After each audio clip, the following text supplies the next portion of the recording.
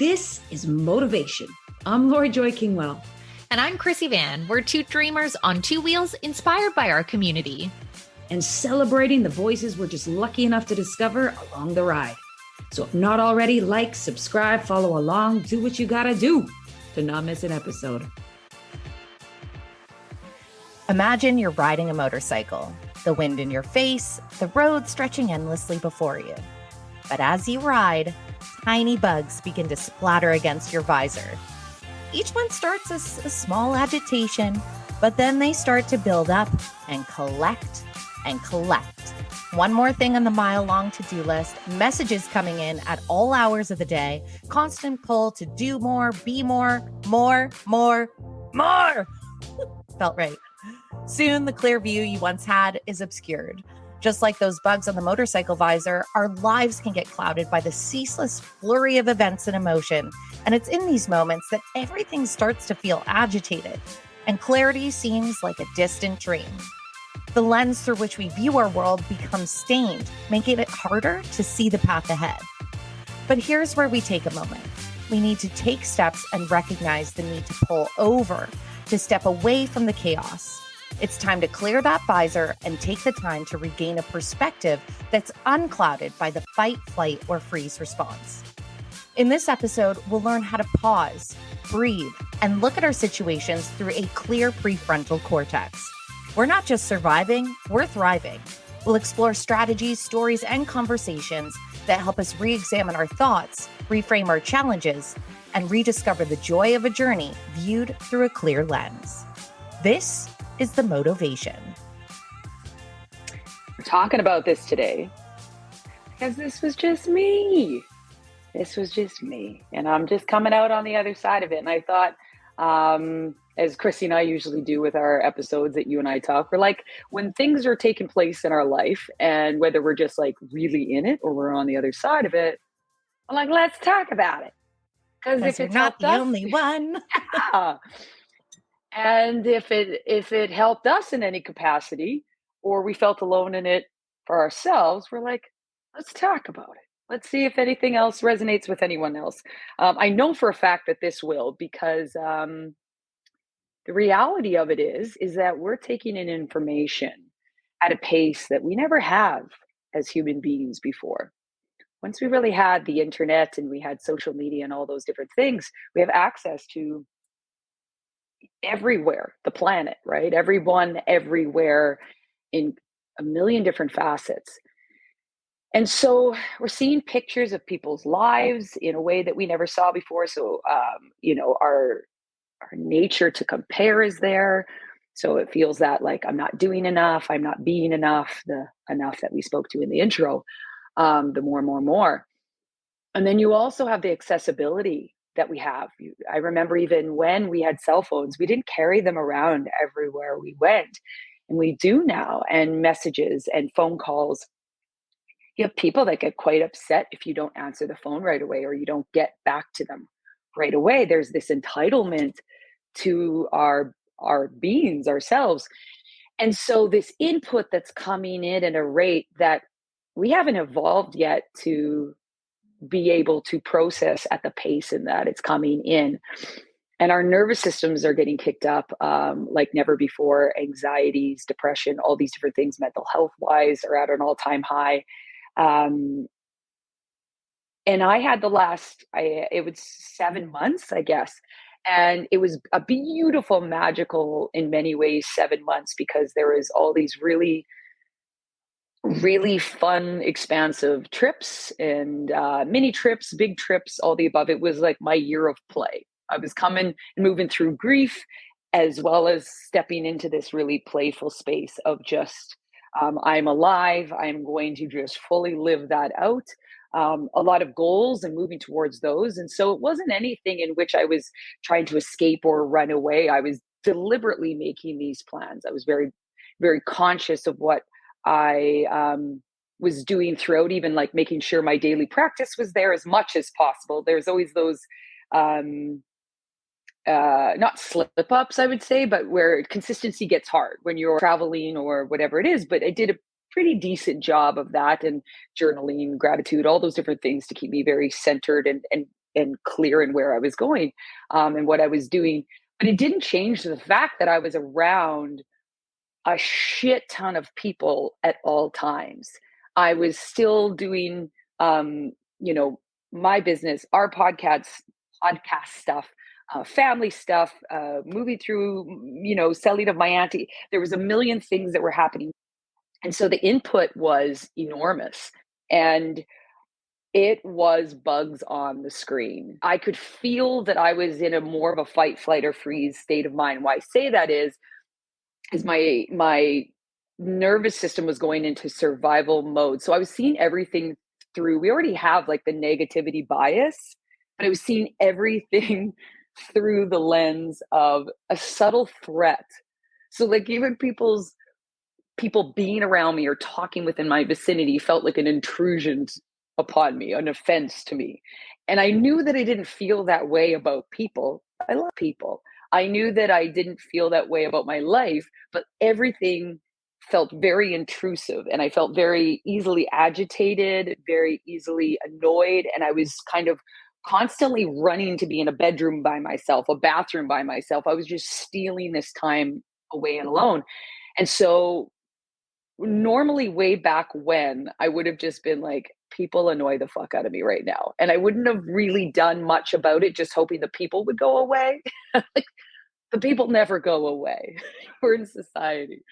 I Damn now billions of know, others. yeah, I now know with my evolution of figuring out my own mental health, my own depression, my own anxiety, how much it really has to do with your nervous system as well. And how much that if you aren't taking the time to take care of that, that it will do its job, which is to protect you, which is to make sure that it's constantly looking for what is a threat sort of thing, because it's kicked up. And so here's the thing that we really want to talk about today is whether it's on a big scale or a small scale, because I realize not everyone can create 2-3 days where they just have solitude if they want to.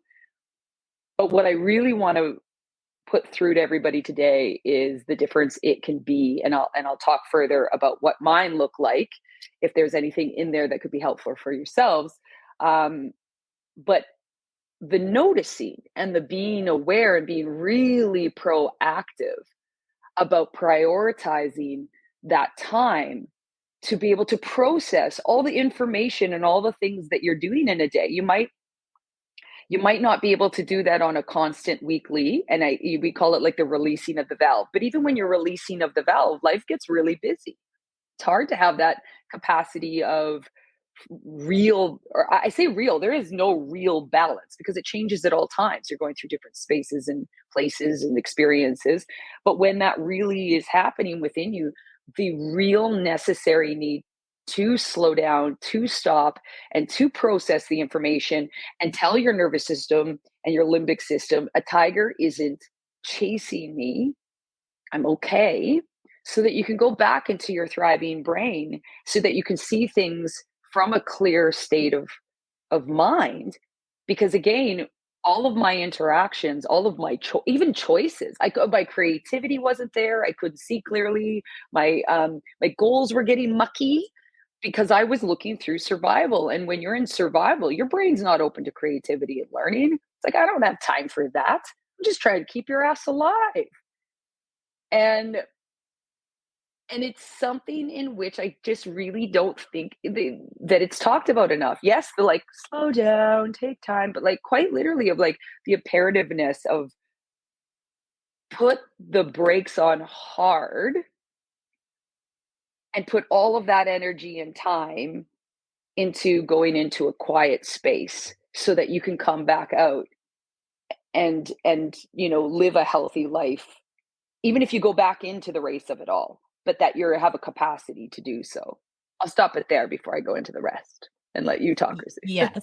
Well, first of all, for people listening, I want to acknowledge something, because I will say, as a listener, and I think of like friends that have kids that can't even get away for 2 seconds in the current economic times that we live, there could be a lens that someone's listening and saying, poor her, she had trouble taking a moment to herself on her road trip.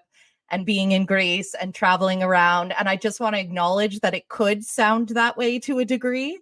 And we hear that. But at the same time, it shows that if you're in that state of mind, it doesn't matter what life is offering you in that present moment. Like the tools actually still need to take place because there's so much planning that goes into that. But you don't necessarily have that time and space. And that's why it's important to talk about. She's going to share the process that she took, but we're also going to acknowledge that not everybody has that luxury of taking a multi-day break. Yes. But it's like having that awareness within ourselves that you need to have it give somewhere in order to make sure that you're not operating in that lens. Yeah, I'm so glad you mentioned that too, because that's the reality is like whether or not you yourself have created, and it's all things you want to be doing for the most part, or else life is happening, which if you've listened to the episodes prior to that, the years prior to that, there was all the things happening that weren't the play, that weren't the where, loved ones were sick. I was in a caretaking space, plus working 2 jobs, plus all the, kind of thing. And but this was still, whether or not you're creating your fun or whether or not you're in that stage or that place in life where it is like you're in the heartbeat of the tough stuff, or this is imperative. And whether it's you can take a couple of days or you say, I need a half a day, this is where I really emphasize the priority of it. It's finding any little pocket because you deserve that. You deserve to still feel like a human being in your thriving part of your brain, because that's where I say it goes to, it's like your nervous system is going to take care of you if you don't take care of it. And I recognize now where it's like, this is a slippery slope. And so you have to pay attention. And so I knew I had these couple of days to myself where if I didn't want to, I didn't need to see anybody. I didn't need to be around anything at all. It was a Friday and a Saturday and half a Sunday. That's what it turned out to be. And so at first it was just, this is great. I'm going to have some quiet time. I'm going to have some alone time. And then I had that overwhelming feeling of like, what you're going to do is you're going to find things to fill it with, because right now you're addicted. My system is addicted to picking up the phone. My system is addicted to doing it, filling it with one more thing. And so you will fill it with something. What do you actually need? Are you going to take full advantage of that? And so this Can is I where take you one pause for a second, just because it's so relevant? I was telling you how I'm rereading Atomic Habits to start the new year because there's certain things in my workflow I want to build in. I haven't yet. And so I think I just needed those reminders so that I actually do it. And even something as simple as me getting through this book, which I have a resistance toward because I know it's what I actually need to do right now. I've made it my non-negotiable. I do my 5-minute timer of meditation in the morning, and I can't look at my phone until I've read at least a chapter. And the amount of times in the first few days that my hand, because it wants to go and grab it because you want to fill it. So just those automatic habits that we have to be like, I don't like this. This isn't what I want to do. And that resistance, you will start to grab or try and fill. So continue, because I laughed at myself even this morning ahead of this podcast, even though I'm days in that I almost was doing the same damn thing. Right. Actually, in the Atomic Habits, they even reference, I'm going to say the line wrong, but he always speaks to, you won't rise to your intentions, you'll fall to your systems. And so if I had this intention of I'm going to really make the most of this next couple of days without any game plan, any real strategy, I knew that I was going to waste it. And then it's here and gone. And it was like, I've got this, because it's not lost upon me how valuable 2.5 days are by myself. My husband and I both work from home. And so I get out there socially. He does every blue moon, but it's usually with me. So like, I don't have space. I don't, that's just the reality. And so it's one of those things where I didn't want to waste it. And so I really took advantage of my knowledge of human behavior and really what what you can really do for yourself to help yourself and really leverage how, our body brain works optimally. And so what I recognize first and foremost is that I was looking through a survival state of mind. I was in that kind of fight, flight, or freeze somewhat stage in that, continuous stressor mode at that time. And so I knew that the first thing to do was to get in my body and out of my head and to calm that nervous system. And so I had made the plan of the very first day I was going to just only do things that brought me into my body. And it's not like you could shut your thoughts down. That's insanity to think you can. But what I can't, what I was doing is you're doing enough things to be bringing yourself to your body. You're at least giving yourself the optimal opportunity, right? To not have the rumination and the runaway thoughts. And again, the game plan of what that's going to look like. So I did a forest walk and right off the kick in the morning sort of thing. And this was on the Saturday of thoughts, on the Friday. Or the Friday on the Friday of body. Yeah, body Friday. So right off early morning. And why early morning is because I didn't want to pass a lot of people in the forest. And then no earbuds, just the quiet. Already I noticed almost instantaneous the need for sound and noise. And so I was focusing on like the crunch of my boots, the birds, anything that was there. And it was almost incessant for the first like 15 to 20 minutes of just like, well, what about? And then no, we're having quiet time, Lori. What about just like an instrumental soundtrack? No, Lori, we're gonna shush now. Okay, but maybe later if you could. No, like it was just the constant back and forth. And then so that I recognized immediately how intense it had gotten, the input and the addiction to input at that point.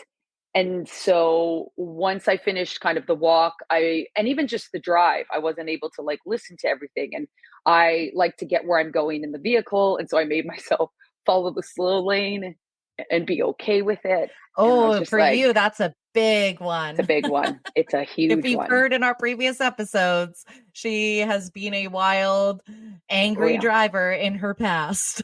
Oh, and now it's like 10% of the anger, but I still can't drive in this. Like I can't be in the slow lane. Get going. I need to get going.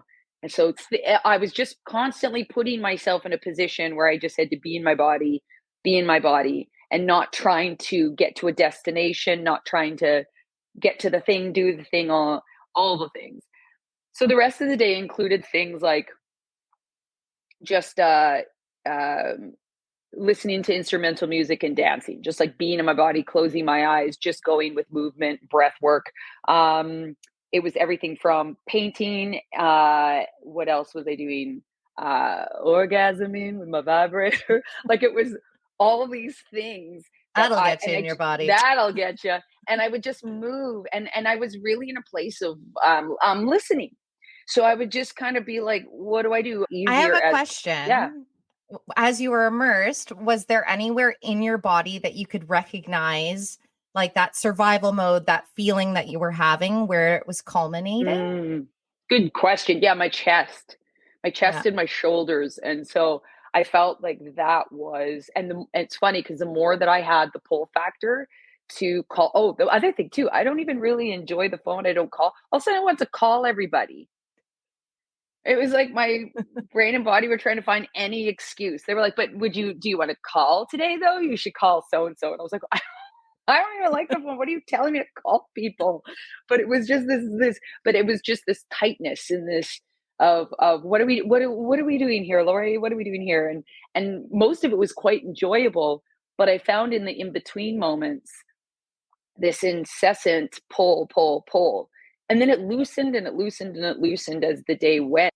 I felt drastically different by the end of one day. Like from the start of the morning till the end of the day, I can genuinely say that I felt drastically different. But that was because I was practicing all day in doing what I could to let my nervous system know that it's like, hey, you're safe, we're good. And I had to prioritize that over the pull factor and recognize that that's all that was. And it was like a bit like that weaning off, right? So also knowing that it was going to be really uncomfortable as much as it was going to be really enjoyable. Because that's the other thing too, is we go into it, be like, oh, this is going to feel so good. And you're like, yes, but it is really uncomfortable too. And so the second day was focused on, now I could take input. Now I could listen to things, specifically around, I didn't listen to podcasts. It's the specific guy, Eddie something on YouTube, but he does Eddie essentially something? Eddie something. Follow him. He does. Change your life. Change your life. He does. I'll find his real name. We'll put in there. Essentially, he kind of journals and talks out loud of his journals, and he's very wise. And the point of it is, any of the input that I had, that I was taking in, I was very, very conscious of what I was taking in, the language I was taking in, the thoughts that I wanted to be thinking. And so I kind of scaffold. I was still doing things in my body that second day, but I was bringing this in at the same time. What was really cool about it was, all of a sudden, I started, like, the creativity started to come in, ideas started to come in, to the point where I almost couldn't keep up with it. Like, I was like, whoa, Nelly, I was like making voice recordings where I could and all these different things. But it was like, that's when I knew I had clicked back in to my prefrontal cortex, is when all of a sudden I started to, it was like, hey, there you are again. Second part of the day was reflection. And so I used prompted questions from a book I have, and just wrote and wrote and wrote, and not just reflective about how I was feeling now.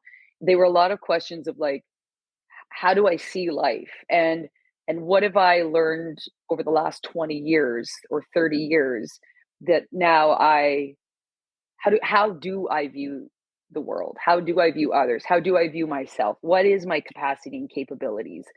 And because I was now feeling safe, and now I was in a more generous mind space and viewpoint, and creativity is coming in, sort of thing, it really had put me on that space of like, I can re-enter the world and be a participant that is bettering humanity rather than putting us in a more fearful, paranoia, all the different things that we're really struggling with today. And like we said before, you might be like, I don't have 2 days. I don't have a space to go to. I don't have a place to go to. I also I don't have the time.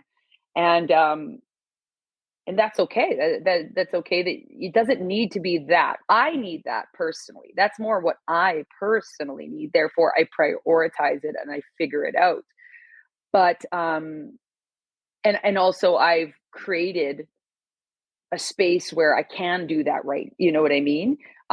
Where we said today, you go, I'll stay. I wanted to go home in many ways and visit family and be there and all the above, but I knew that this needed priority. So I was going to have a bit of FOMO because I missed out on some, like, really dope shit with my in-laws and my family. But I knew that it needed to be done. But there's so much that can be done, and needs to be. I don't even know if can's the right word. Needs to be. Because again, we go to socioeconomic situations, we go to having kids, all those different things. But if you look at the usage of your phone, and if you look at how many hours and minutes that accumulate to hours that you spend on your phone in a week, and it's not to say don't go on your phone. It's not to say don't do those things. I'm just saying the proof is in the pudding that everybody everywhere can create space to go, rather than pick up the telephone or pick up the thing, to go say, okay, I'm feeling so kicked up. And so I'm going to prioritize the uncomfortable work, and what's the other word? Inconvenient work. And whether that's locking yourself in a bathroom, you're actually better off if you have kids. Don't do the bathroom. They always find you in the bathroom. It's like a beacon. If you go to the bathroom, they immediately like, knock, knock. And what are you doing? Are you pooping? I know this from working with kids, being a nanny, and like all the things. Whether that's sitting in your car, just going out and sitting in your car. If you don't have a car, if you go walk around the block, I believe it's a real necessity that we really look at in our lives today more than ever. Well, and you nail it when you say it's the same. Obviously, I advocate a lot for health and fitness, and you get the same excuses about people prioritizing movement. And one of the number one reasons why people don't is I don't have time.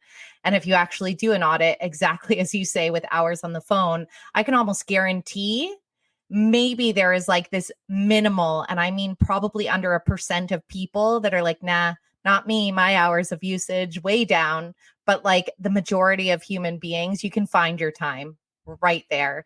And for myself, that's an industry that I work in. So I'm a heavy phone user.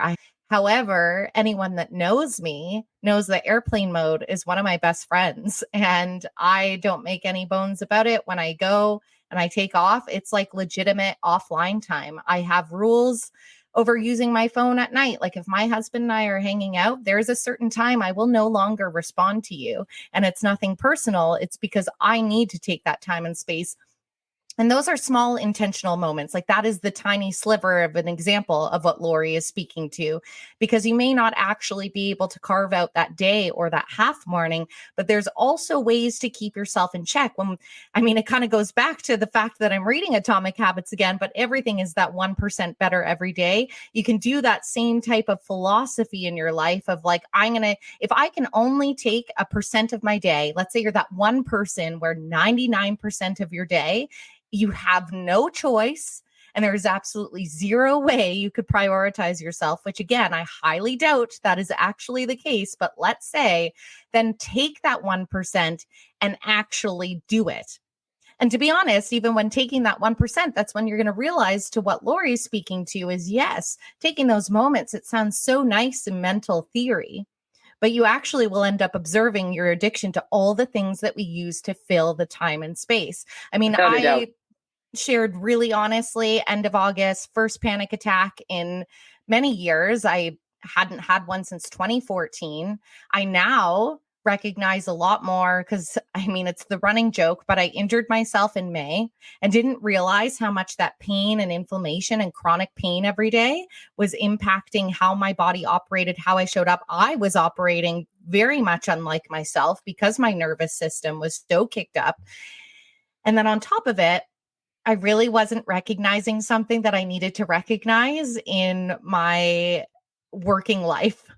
And it all came to a head and became really obvious. And for myself, culminated very much in my solar plexus. It was through the Women's Moto Summit. I was like blindly aware of what I was holding in my body, had like this earth-shattering energy release in a big way, which again, that's what's going to happen if you don't release the valve. It was like a very prolonged affair. And as I've spoken to on here now, the realization coming out on the other side of that was the work ain't done. It just started. Mm-hmm. It just fucking started. And Lori was kind enough because she was traveling back home and gave me a pair of keys and I had access to her place. And same thing, I just live with my husband and he is very social. So I do get time and space to myself, but it was almost like I needed. And it was like this beautiful benefit to have a different physical space that I knew when I walked into, put my phone on airplane mode. They were so kind, set up an easel. I am somebody that just discovered they like art. I'm not great at it. I just love to like swish a paintbrush and my brain completely disengages. They have this incredible view. I was able to like stare at the sunrise or the sunset. And the only time I grabbed my phone was when it was the most ridiculous sunset and I was dancing with hummingbirds. And I felt like Lori needed to know that that happened. Yeah. I was so awestruck. I was just like, this is for you too. But it was like the difference that I had. And it wasn't just those few days. Like I was in a state that I communicated to friends and family that I'm just taking some quiet time right now. I greatly reduced my social interactions. I spent more time having my baths again. I had my journal. And when the thing that resonated with me most for you, Lori, when you were sharing this experience was like the creative block that you had when you were operating in survival state. And I was having the same issue. And then I was adding to the panic because I was like, fuck, everything I need to do needs to be creative. And then you have this tremendous block. And so I was doubling down and feeling the weight of that on top of everything. But like actually carving those spaces to mindfully, like to be so mindful and to pay attention and to listen. When I talk about like that feeling in my stomach of not aligning, for example, in something in my work life, I actually didn't solve or change that problem too much right now. I just have a broader awareness of it. And so I know how to navigate and move with it right now, because that's the reality. Some things in life, you can't just snap a finger and it changes, but the awareness allows us to decide, what role am I going to play in this? How do I want to show up in this if I am to walk alongside this? It's made a world of difference. And then what happened once I had those weeks of pause, because then it was full tilt. I saw my family, which we know I love them dearly, but can be very triggering because of situations that are happening there. I was at a conference. Those are always exhausting and full tilt. And I thrived. And that creative flood, truthfully, hasn't stopped because the work hasn't stopped in between. But because of taking that time and implementing the same tools along the way, I've been able to keep myself in flow state. And trust me, I know it will happen. The wheels will start turning, and more than likely, I'm going to reach a point where I have to check myself again. But will I allow it to get to the same level that it did for this last one? Probably not. Never say never. Humans are known for making the same mistakes, but you're able to catch yourself a lot earlier if you stay in that state of awareness. And I think on paper, we look at things a lot of times, our lives, and we're like, this is sustainable. And what we don't realize is that I'm the master of that. Wise, right? Mental health wise, it's not. And it's subtle. Like we think it's these big giant breaks, but like they had a mental breakdown, but it's like it's these subtleties that seep into how you show up in your work, in your loved ones' lives, the tone of voice that you have when you answer them, the how they say something to you, and it's the way in which you hear it, and then how it sits with you, and then how you, all the different, like it just slowly layers itself. They all become the bugs. They all become the fucking bugs. They do.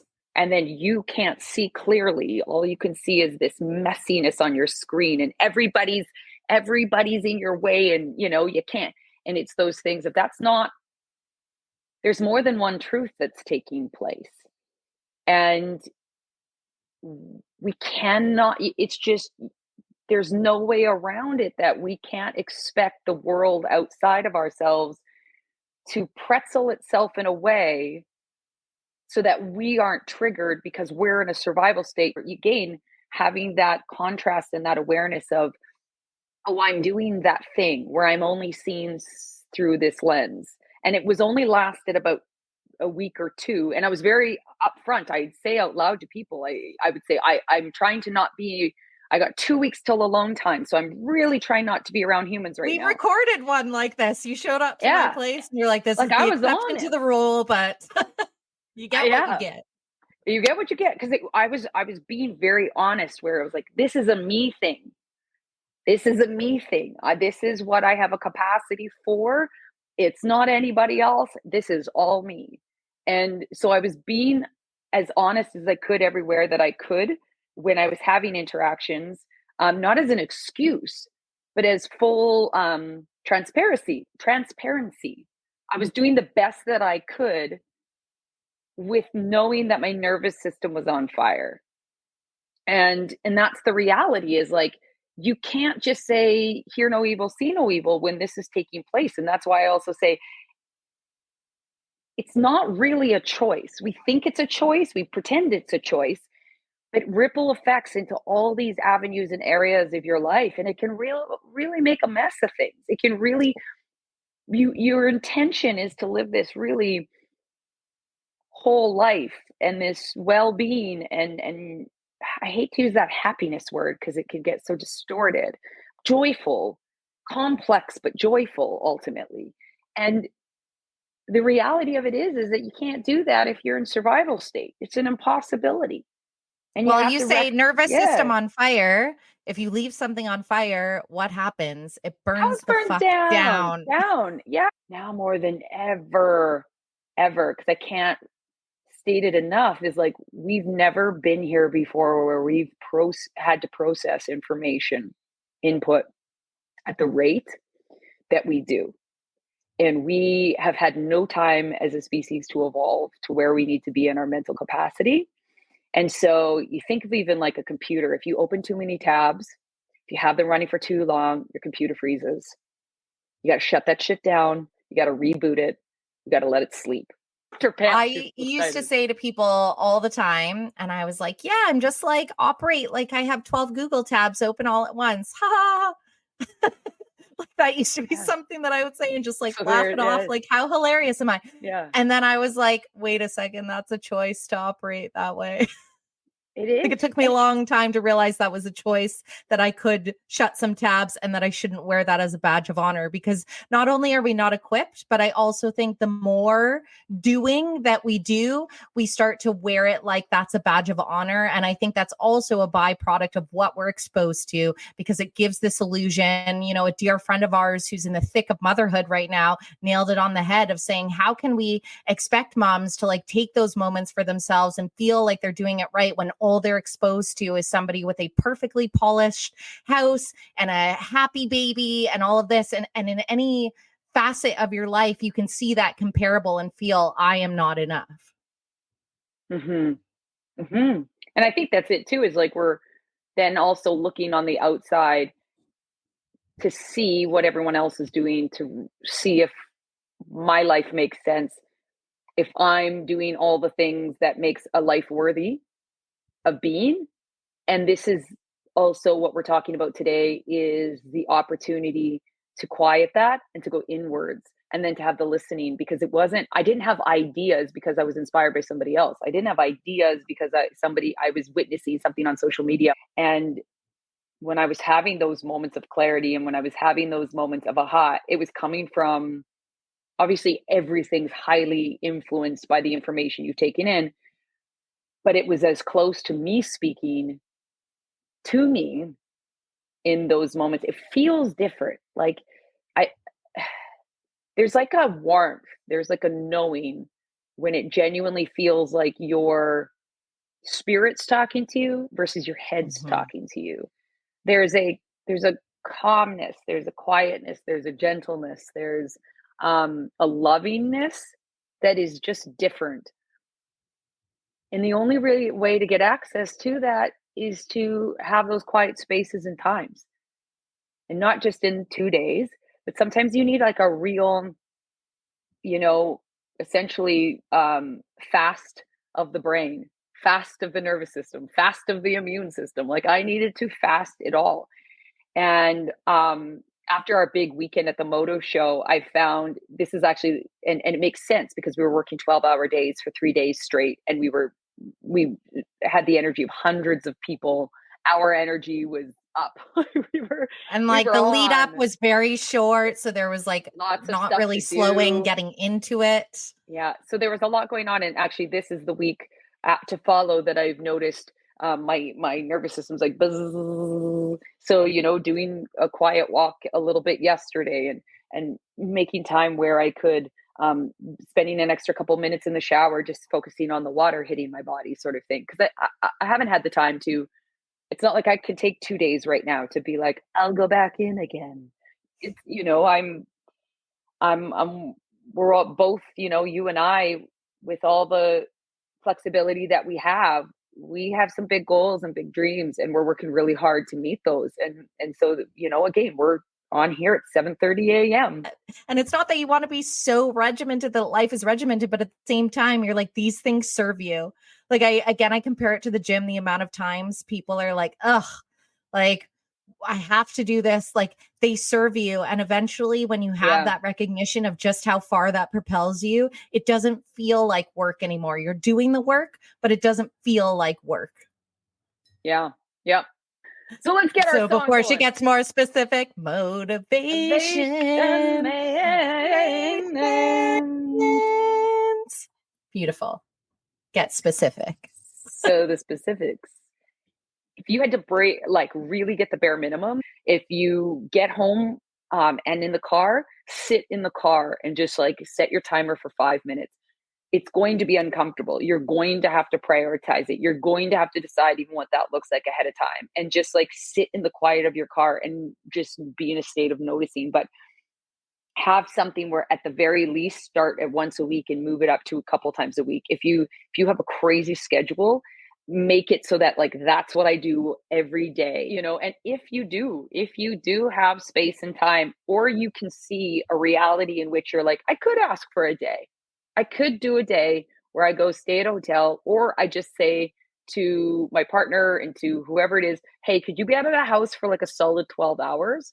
And then you plan those 12 hours to just draw, to just move your body, dance around the house, all those different things. But you take it, prioritize it, schedule it, because we schedule unwilling or unwitting, not unwillingly, willingly, but like unconsciously, we constantly are actually, well, I'm going to go on my phone when, I'm going to do this when, and I know it's like, that's my only time to just disappear. But I'm like, what you don't realize is you're actually, the thing that you're looking to escape into, step away from, is actually only increasing the stress once you come back in, and increasing that overwhelming feeling to want to then escape again. And the only other point that I want to make that I didn't earlier is that we also say, like, again, we don't have the time, we don't have the space, but once you have that clarity, because your brain is moving slower when it's in survival, or I shouldn't say slower, it's hyper focusing.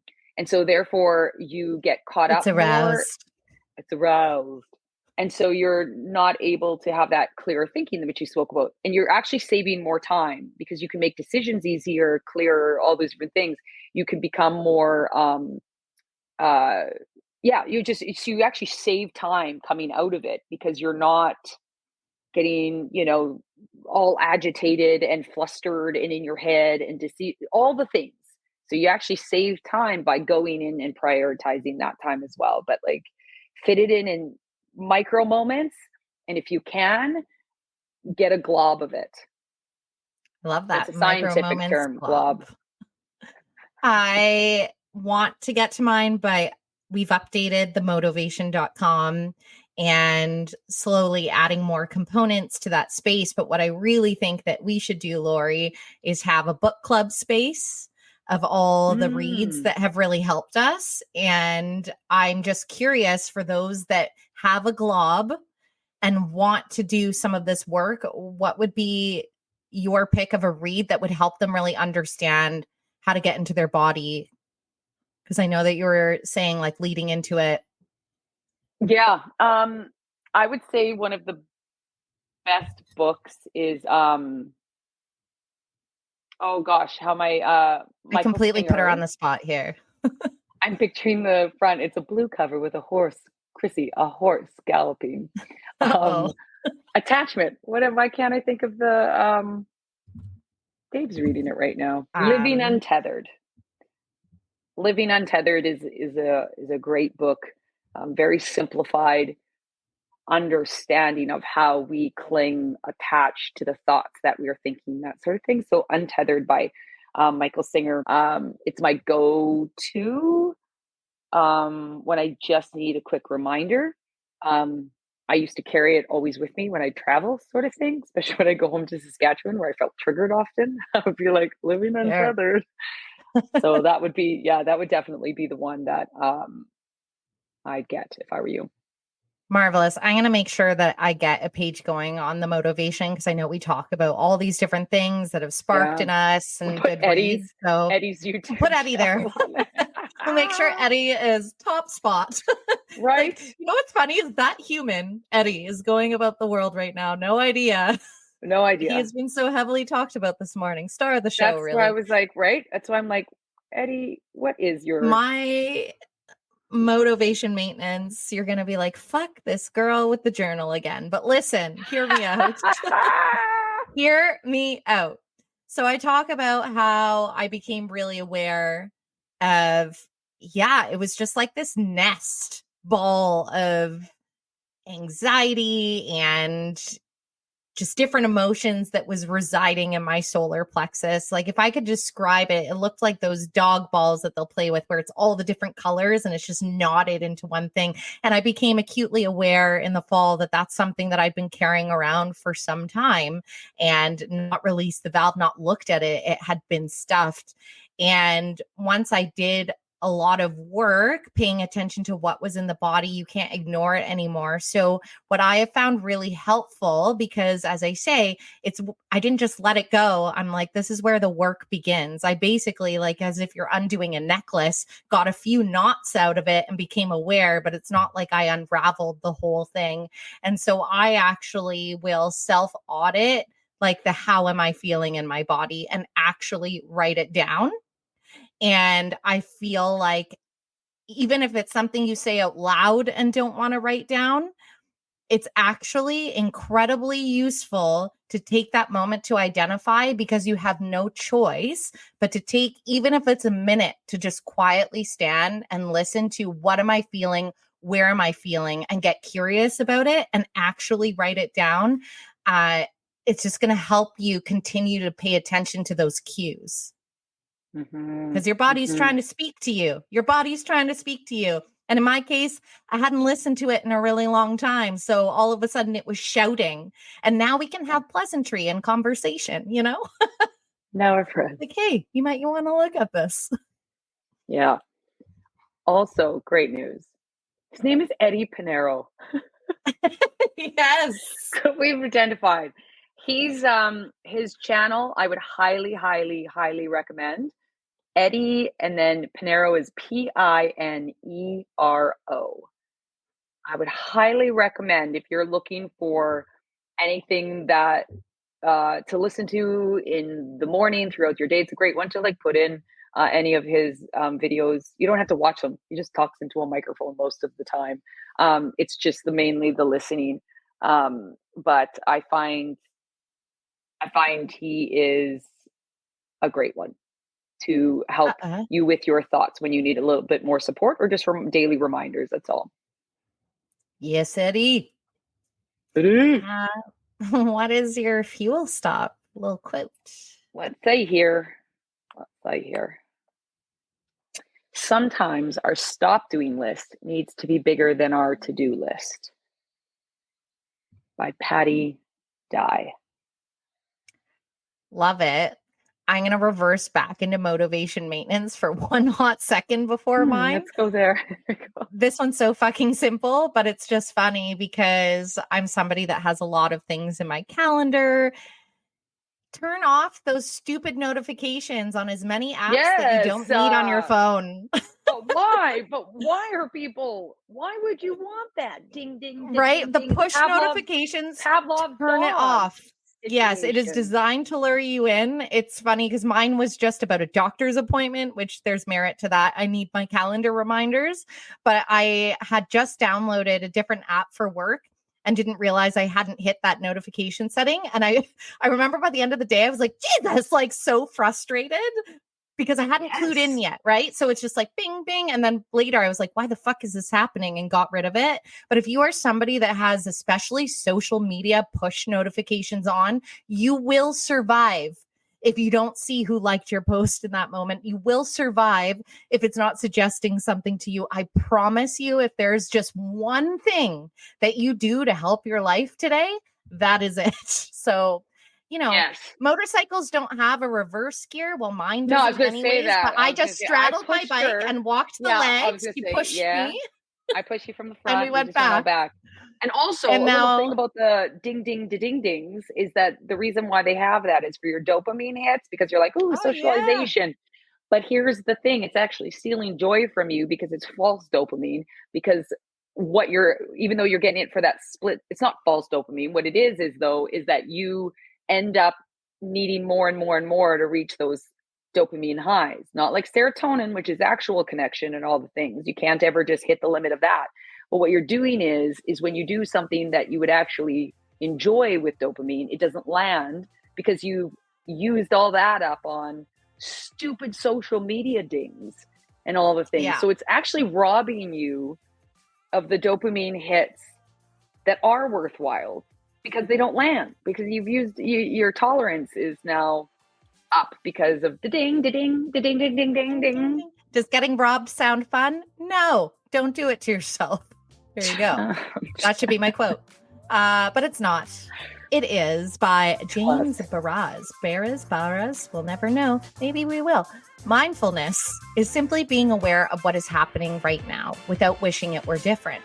Enjoying the pleasant without holding on when it changes, which it will.